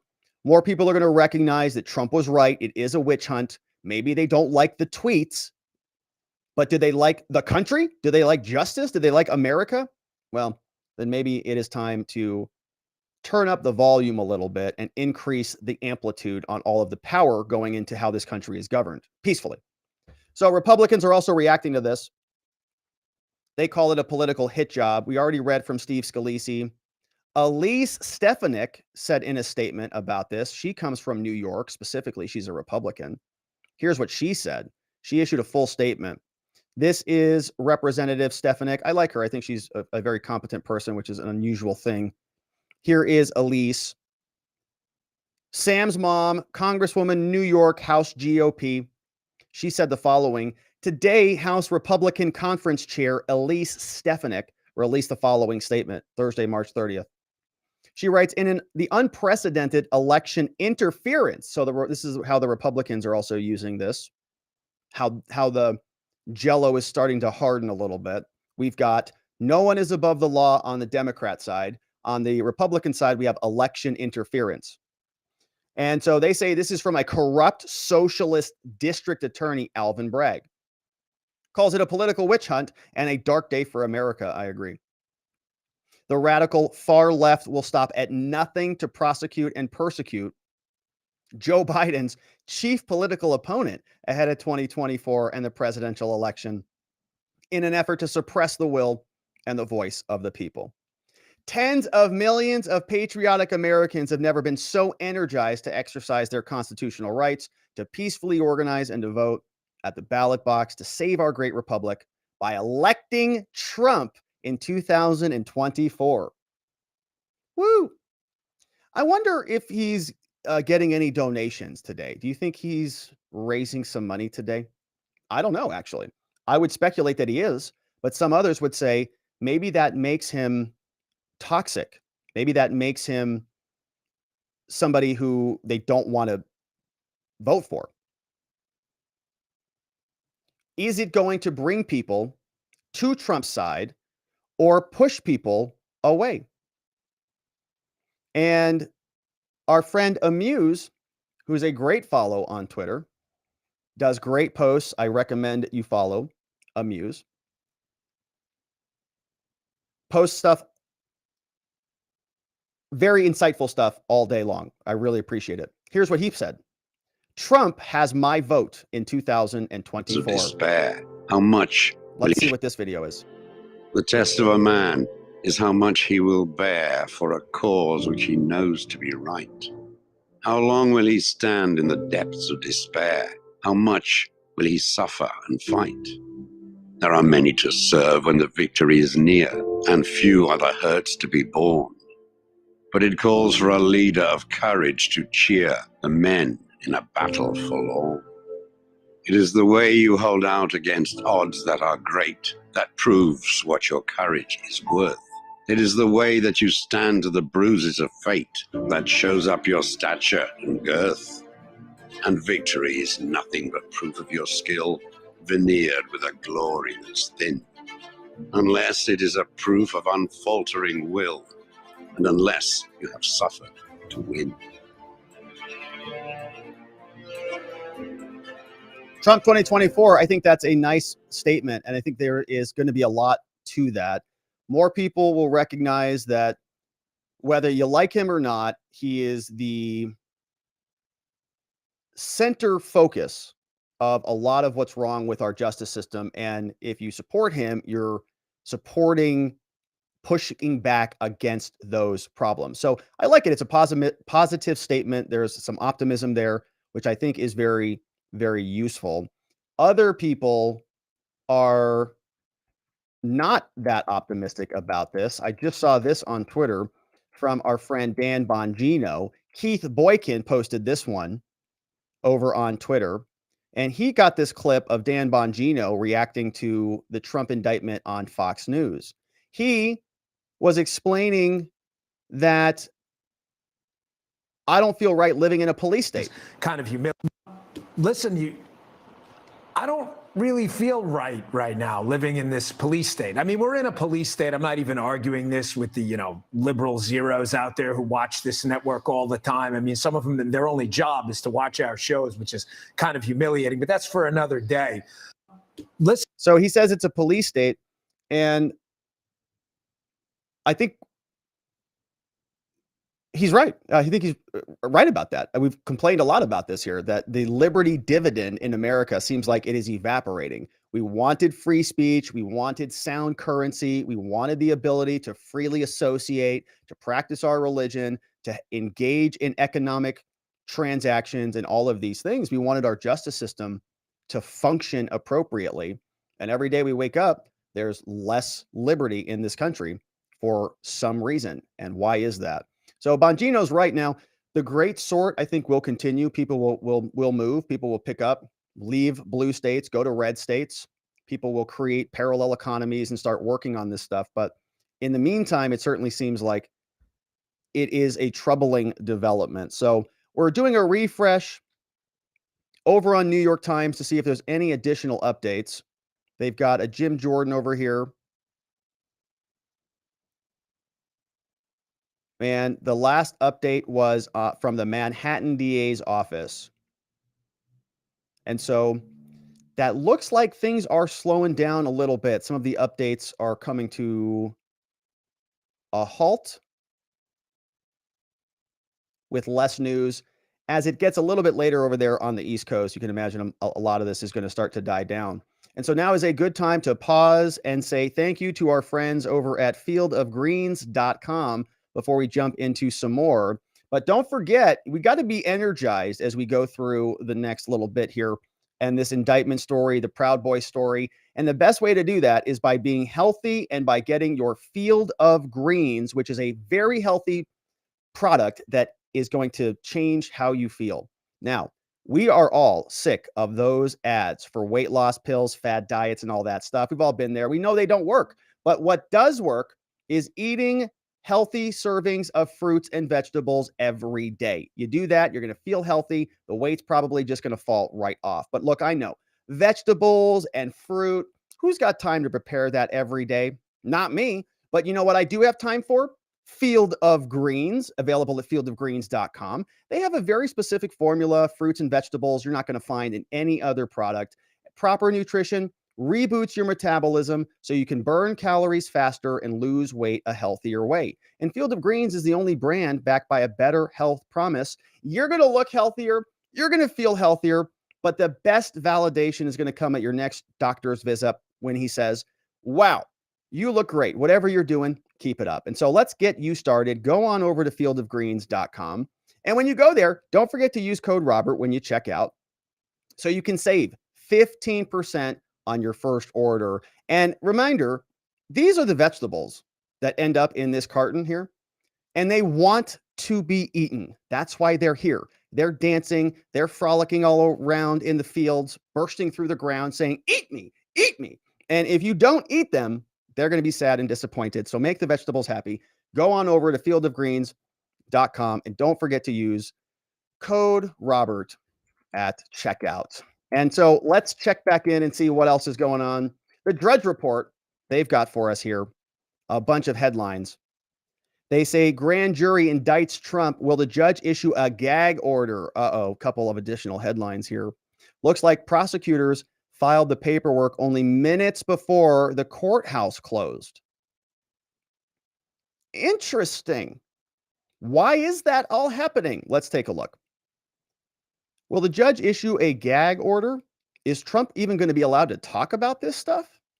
Vice is sharing this. They say that Trump has exacted racist attacks and that this could land him a gag order. Or let's see, where are they getting this? They say Trump's ravings, if he keeps them up, okay, will likely prompt a judge to slap down a gag order, which could restrict him. They talk to somebody else. Okay, so this is just speculation. This is from somebody called Robert C. Gottlieb. He is a former assistant to the district attorney out of the DA's office. He says there is no question that the court should impose a very strict gag order, not only on the former president, but anyone who might solicit to talk on his behalf. This isn't a game. He has made it clear that he's willing to destroy the foundation, oh gosh, of a fair and equal justice for all to save his own skin. These people are crazy. Do you realize what you've done out of this DA's office? Over the last week, Trump has ramped up what they say are racist attacks on Alvin Bragg. By calling him an animal and a racist, that's a racist thing? Calling somebody an animal is a racist. What race is that towards? And calling somebody racist, is it just because he's black? That's the only thing? Oh. That's interesting. I didn't know that's how that worked. Now, Trump warned that the potential death and destruction could occur, and he called Alvin Bragg a degenerate psychopath, which he is. Anybody who would do this to our justice system is a psycho person. A group of about 175 former federal prosecutors slammed Trump in an open letter, warning that they could be construed as inciting violence. Because other people sent letters, Trump's responsible for it. And I'm so tired of this. We've talked about this many times. Trump says anything that's borderline, they melt down. They say anything that's borderline, it's perfectly acceptable. You have people like congresswomen shouting at different public speeches, screaming at people to go in there and get in their faces. Other members of Trump's orbit have already faced gag orders. So this is a mostly speculative article where they're just enjoying themselves. Trump Jr. apparently responded to this, calling it communist level nonsense. Here's some more from Trump's family. Don Jr. on Twitter talking about Trump's indictment. I was proven even more right than I would have ever imagined, because apparently, Soros-backed Manhattan District Attorney Alvin Bragg is actually indicting my father. So let's be clear, folks. This is like communist level shit. This is stuff that would make Mao, Stalin, Pol Pot, it would make them blush.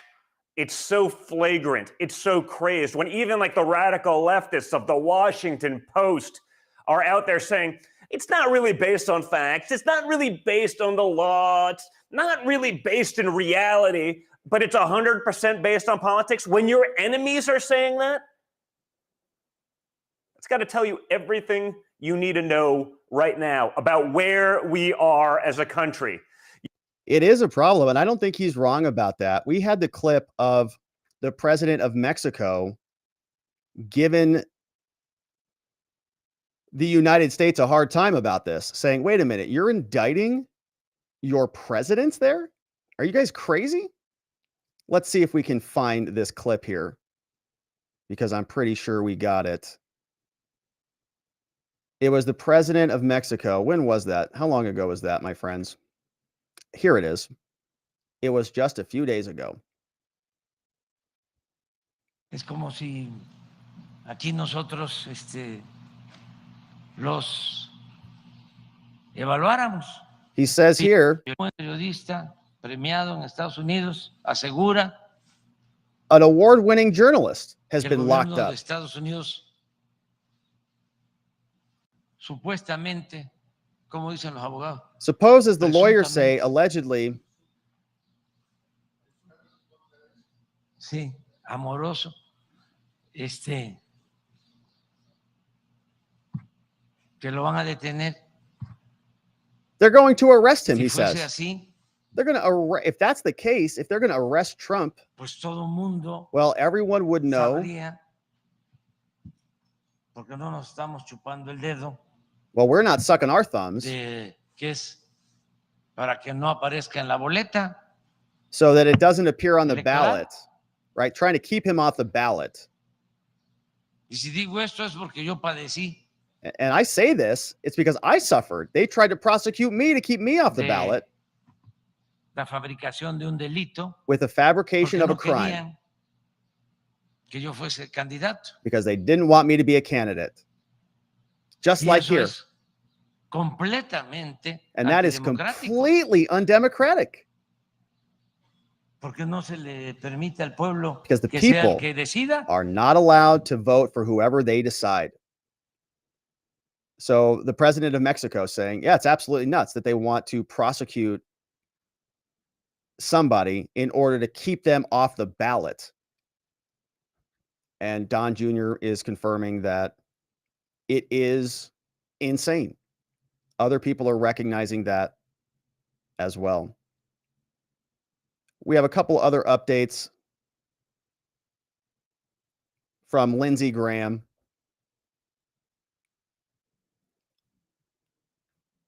Here is what we saw. Palm Beach police say they don't anticipate any involvement in the Trump indictment, so they reached out to Florida. A spokesman for the Palm Beach police, whose jurisdiction includes Mar-a-Lago, said the agency has not received any information on the indictment. So this just happened in New York. So obviously they haven't transmitted that back over there yet.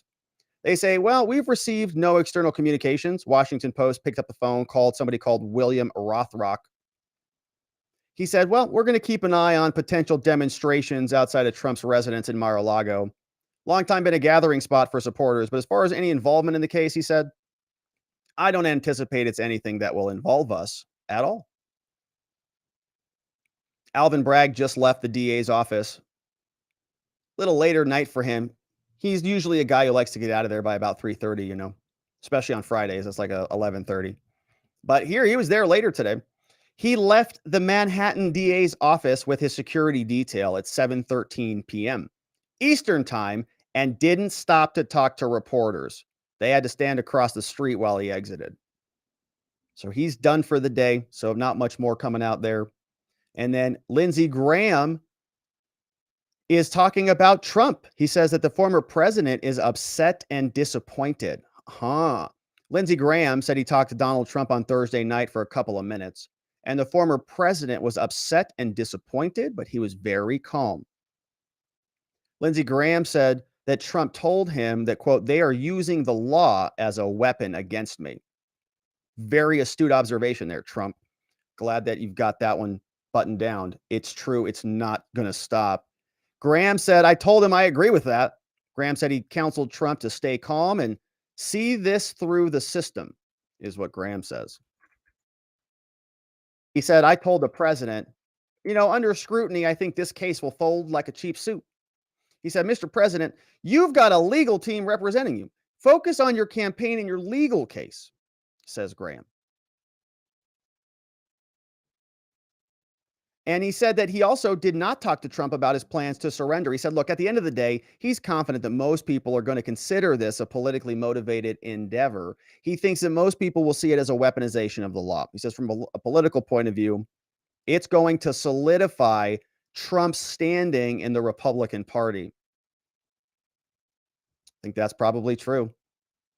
And so that also begs the question, and whether or not DeSantis even runs, whether he is going to ultimately declare. And I still expect DeSantis to do that. But all right, my friends, well, it looks like we are getting to the tail end of some good updates here. I'm not sure we're going to see much else. There will continue to be reaction from other politicians in the morning, but I think we got through most of the big stuff. We heard from DeSantis. We heard from Haley. We heard from Vivek. We heard from a lot of other people like Crying Adam Kinzinger and others.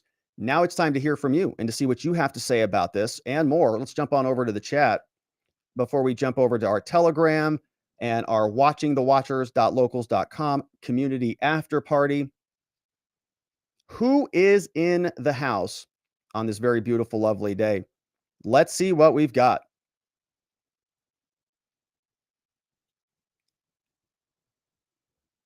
Some super chats in the house. Thank you, everybody. Kimberly Banks is here. Thank you, Kimberly, with a very nice heart sticker. Oh, that's very pleasant. Thank you for that. Thank you, Kimberly. I appreciate your support here. DC Williams here with a very nice one. Thank you, DC. Says, nice job, no matter the litigation. I appreciate that, DC. We're going to keep going, my friend. We're going to keep covering all of this stuff. I appreciate your support as we do it. I really do. Thank you to Kimberly. Thank you to DC Williams. Brian says, this indictment is about changing the news cycle. Bragg taking one for the team to distract from the Nashville terrorist. That's an interesting take. Yeah, it felt like this was all kind of going by the wayside, right? And then it just popped back up out of nowhere. That was from Brian. Thank you, Brian. K Bean says, don't look at the flags at half mast. Look at orange man bad. Very interesting, K Bean. That's sort of echoing Brian's comment, right? Like this is kind of a big distraction. It is the weakest of all the cases, but yeah, I can definitely see it. I can definitely see it. Thank you, K Bean. Patriot says, prosecution turning themselves into twisty donuts. You make me laugh out loud. Yeah, that one was a little bit. Yeah. Thanks for turning tragedy into comedy. Love your content. Thanks, Patriot. I like that one too. I thought that was a pretty good one. Because I usually say pretzels, but that doesn't fit Alvin Bragg at all. At all. He's like a twisty donut. Fred is here. What's up, Fred? He says, Rob, Johnny's running around barking. Oh no, this could be a problem. Everybody hang on a minute. He says, he peed on my copy of the Constitution and he pooped on my law books. Screamed, I told that POS Bragg to drop this. So even Johnny's mad. Man, he is mad. He's peeing and pooping all over the law books and the Constitution, probably declarations in there somewhere. I told that POS Bragg to drop this. Oh, gosh. Yeah, he's upset. He's upset. He'll calm down. He'll be all right. I know it's a tough day for a lot of us, but that Bragg didn't do it. Well, I don't know why he's doing it to your Constitution. He should go over to Bragg's office and do it to his Constitution. Sheesh. Thanks, Fred. And thanks, Johnny. Hopefully Johnny's okay. Calm down, Johnny. Take him for a walk or something. He'll be all right. RG2. Hey, Dolphin fan just gifted 10 memberships. And Dolphin fan, I missed you yesterday. I know you gifted some more memberships yesterday. I'm super grateful for that. And I wanted to thank you for that one because yesterday you brought over Barcaro, Jim Gerard, Mike Arena. No Mandates got gifted memberships courtesy of our friend Dolphin fan. And Dolphin fan is back again, this time with 10. True Neutral, Russell, 24/7 Live, AZ Skies is in the house, Dark Energy's in the house, Level, Maureen, ZK. Super nice of you. Thank you for doing that, Dolphin fan. Very generous. And if you're a member on YouTube, if you just joined, if you came in on board, don't forget to grab the Telegram link. That's where our after party is for our YouTube members. YouTube members, the morning headline stream. So we'll see you tomorrow morning. And we'll see you there. Yeah, that's where we'll see you. And we'll see you in Telegram as well. And thank you to Dolphin fan. Now, RG2 says DeSantis said no extradition. Yeah, we read that. I think that's the right call. I would have liked to have seen him do that earlier. That would have been a better, I think, play. He got a lot of criticism for treating this thing as inconsequential. But it could have been inconsequential. It could have been something that didn't happen. We all thought that it was going to happen. It did happen. And now he is making the right call, I think. He's recognizing this is a bigger issue than just about Donald Trump. This is about the weaponization of politics. And I appreciate his response and how he's handling that there. Hey, Tara Rayner's in the house. What's up, Tara? Says so much for rumor and conspiracies. Am I right? Sick. Yeah, there was a lot of that going on. A lot of people saying that Trump was just making this up and this was all nonsense. And that doesn't seem to be right at all. It's all true. I think they've wanted to prosecute Trump for a while. They just haven't been able to do it yet. Now, we also have here Jeff Finley here from Suspect Sushi. Now, Jeff Finley says, I just got back from testimony the second day. Jeff Finley, if this is Jeff Finley, is also in the Proud Boys trial. The Proud Boys trial was going to be the trial that we got to today, right before the indictment broke. We were planning on covering day 47 of Proud Boys. So we'll probably cover that tomorrow. Tomorrow's going to be a half day. Jeff, if that's you, my man, hopefully it went well. Hopefully you're okay. You settling in after the fact. It's a process to go testify in a trial, especially a trial like that. So hopefully you're doing okay. We were going to get to your testimony today, but we'll save that for tomorrow. Tomorrow trial should be a half day, and we'll pick back up with the Proud Boys probably. I mean, we'll see what's going on with this Trump stuff because we'll finish it out anyway, either way, but I just don't know exactly when we'll get to it. So thank you everybody on YouTube for those very generous, very nice YouTube super chats. Grateful for all of you there. I also want to say thank you to our Rumble friends over on Rumble, who is in the house over here. We got Janek. We got Mama Suri. Says the justice system is so corrupt. How do you fight it? Well, we got to just keep building communities, building networks, waking people up, dragging people to come and participate in this system, and helping people to vote, reminding them to vote, helping them get other people to vote. I think, look, I know a lot of people are down on the voting and on the political organization, and I get it because the last elections have been very crappy. And because the GOP, the Republicans, have been absent ever since Trump came into this game, the GOP has been asleep at the wheel. They just said he's on his own. Basically, we don't care. Mitch McConnell didn't like him. Paul, what's his name? Paul Ryan didn't like, right? The whole mainstream organization has always been against Donald Trump. That doesn't mean that the Democrats are good at this stuff. Just because the Republicans have been incompetent doesn't mean the Democrats are competent. Okay. Many of these people can't even figure out their pronouns. They don't have any idea what to do about anything, given their track record on COVID and on everything they touch turns to crap, right? Everything. So, how are the Republicans, how are the conservatives, how are the most competent people in this country getting outworked by people who can't figure out what their gender is? It changes so dynamically. It's insane. Now, I can attribute this to a weakened, emasculated, uninterested GOP and a Republican Party that has just been okay letting Trump flounder in these recent years.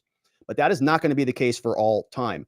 Those Republicans, the Mitch McConnells, the Paul Ryans, the Mitt Romneys, the Lindsey Grahams, they are on the precipice of being irrelevant very soon, either by their own design. I'm sorry, either at the expense of the Democrats or by their own design, by not fighting back against the Democrats. They are not on the same team. The Democrats are not going to be friendly with them indefinitely. Eventually, they'll be pushed out because they are currently useful to their efforts. But that is not always going to be the case. And at some point, other competent people, I'm hopeful that we get guys like Elon, Peter Thiel, people with money and resources and backbone and competence to come back and right this ship. But I don't for a minute think that the gears of our society, the people who are actually building and creating things and doing the hard work in this country every day, turning the gears of this country, are gonna get beaten by the people who sit around and write essays on various ideologies and theorize all day in Berkeley. Or what? This is crazy. So eventually, the one side is going to be put into a position where they have no choice but to get organized, but to mature and to go take this country back. And stuff like this has to happen before we get there. So I think that is where we are right now. But I am not deflated by it. I'm saddened by it. Don't get me wrong. I think this is a sad day. I don't think the Democrats have any idea what they're doing. They don't have any idea what they've done. And it's going to be, there will be consequences for this for a long time. But I feel as energized as ever. I feel more energized than I've ever been. And there will be more to come on this. Of course, we have to wake each other up. We've got to get people activated. If they hate Trump's tweets, okay, I can understand. If you don't like what he says about certain, I get it. But the alternative is the end of the country. Do you like that? We'll see. So thank you for that, our friends over on Rumble. NC Native, NOYB's in the house. Eric Scorpio's over there. Jan X in the house. It's good to see everybody over on Rumble. We've got our Twitter friends. Shout out to our friend Amuse on Twitter. Thanks for the signal boost there. We appreciate Amuse giving us a signal boost here. Amuse, appreciate you, my man. Sharing the good news over there. Now on Twitter, let's see what else is happening to our Twitter friends. We've got whoa, we've got 7 viewers here. I knew it was going to be a big show here. We're at 7. We're almost at double digits. That's how you know things are almost out of control over here. And let's see who's in the house and Twitter. We've got Vientikis. What's up, V? He says, once again, I'm just going to say how sick I am of hearing everyone with Democrat, Republican, left, right nonsense. Call it what it is. It's just another billionaires dividing society event. It's a good, yeah. It's another billionaires dividing society event. I understand what you're saying there, V. So I guess it's like the Soros billionaires versus the Trump billionaires kind of a thing. V says, what is this whole thing distracting us from? It's got to be huge. This one came in from Palmy No. If I give you one message to hold in your hearts today. We'll play that one in the after party. This one came in from Palmy No. Says, it's crazy what is going on. This is from Trump. Indeed. James Pepper's in the house. This is an Adam Schiff behind bars image. We had another one from Palmy No. Says, the walls are closing in. What will become of our hero? Stay tuned. Same bat time, same bat channel with Rob. Trump 2024. Batman always survives, right? That didn't take Batman out. Batman's okay. Trump's going to be okay too. We had here, James says, Bragg does not even have a constitution. And don't forget, they released the QAnon shaman today. They did. Jacob Chansley has been released. Shipwrecked Crew had a very good thread on that. I'm very happy that Jacob Chansley is out. He said it had nothing to do with the videos being released. Chansley was actually given some benefits for good behavior and some other internal programs that he was a part of that got him out early. So great news that he is out. I'm sure we'll hear more from him soon. But all right, my friends, that was it from our friends over on Twitter. We are going to go over to Locals and Telegram. So if you're a YouTube member, don't forget to grab the Telegram link. We'll see you right over there. If you're somebody who likes this mind map software that I use to navigate and assemble the shows, you can now grab a link to the software. It's at spotlightlawyer.com/mindmap. You can sign up for a free account over there and get your mind mapping on. Before we leave, come and join us as a member over at watchingthewatchers.locals.com. You can sign up also on our YouTube page as a member and join our private Telegram group, which is where we're going to go hang out here for a little bit longer. Also want to encourage you to get your field of greens. I told my mom to get her field of greens, and she has them now. I say, Mom, are you eating your vegetables? And she says, yes, son, I am. I say, good. I love you. All right. So she is eating hers, fieldofgreens.com. Save 15% with code Robert at checkout. Don't forget to save 15% with that code Robert because the vegetables want to be eaten. Also want to shout out my former law firm, our friends over at the R&R Law Group. I'm no longer at the R&R Law Group, but they are still there in Arizona, kicking some major butt, helping good people charged with crimes find safety, clarity, and hope. And you can reach them at rrlawaz.com. Lastly, I want to thank the mods who keep the chat nice and orderly for us. Vientikis Prime, K Bean, Just Cause, Playin' Hooky, our friend Ronnie Cole, Zulu, Geomancy, Zach Nichols, and John Allen. Also want to shout out Sleepy Dog Lee and Geegum, our friends and our meme smiths. But that, my friends, is it for us on the day. Members, thank you for joining and supporting us. We'll see you here in our after party and our post-show debrief. But my friends, if I don't see you there, we will see you here tomorrow to do this all again. We'll see what is going on with the Trump indictment. We'll get the latest there. Thank you for subscribing. Thank you for sharing this with your friends, your family, so they can come and join us tomorrow at the same time. We'll see what's going on here. And then together with your help, we can shine that big, beautiful spotlight of accountability and transparency down upon our system with the hope of finding justice. Have a beautiful evening, my friends. Sleep very well. See you right back here tomorrow. Bye-bye.